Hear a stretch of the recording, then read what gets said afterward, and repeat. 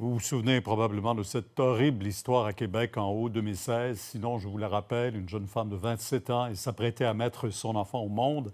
Elle avait été mortellement happée devant le centre hospitalier de l'Université Laval et le conducteur du véhicule a été accusé de négligence criminelle ayant causé la mort. Parce que José, on a entendu aujourd'hui son procès qui commence, le médecin qui traitait cet accusé pour des problèmes d'épilepsie.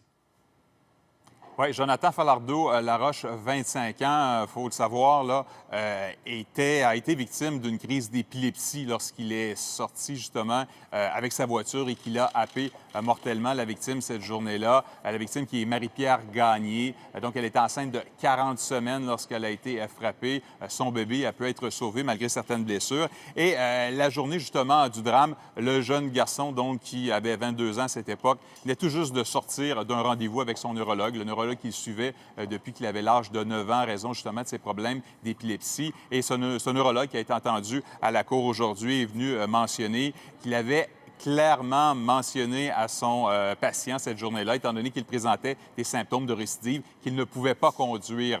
Il dit qu'il a été très clair, très ferme d'ailleurs, ses propos qui ont été retranscrits dans un rapport qui a été présenté à la Cour aujourd'hui. L'accusé, lui, nie avoir été averti de cette façon par son médecin. Il faut savoir qu'il fait face à des accusations de négligence criminelle causant la mort, étant donné la mort de la femme, mais également négligence criminelle causant des lésions pour les blessures, justement, subies par l'enfant. D'ailleurs, il y a des proches de la victime qui suivent bien sûr les procédures et à qui on a demandé certaines nouvelles de l'enfant. Ils nous ont dit que l'enfant se porte bien, qu'il n'aura pas de séquelles là, malgré les blessures subies. Je termine en vous mentionnant qu'il y a un policier aussi qui a été entendu plus tôt ce matin, un policier reconstitutionniste qui s'est présenté sur les lieux de l'accident là, dans les minutes qui ont suivi. Et ce qu'il a raconté, entre autres, parmi les données qu'il a recueillies, c'est que la voiture de l'accusé donc, a parcouru 86 mètres sur le terre-plein du boulevard Laurier là, avant d'aller frapper justement la victime. C'est un procès qui est prévu pour 2 semaines ici au Palais de justice de Québec.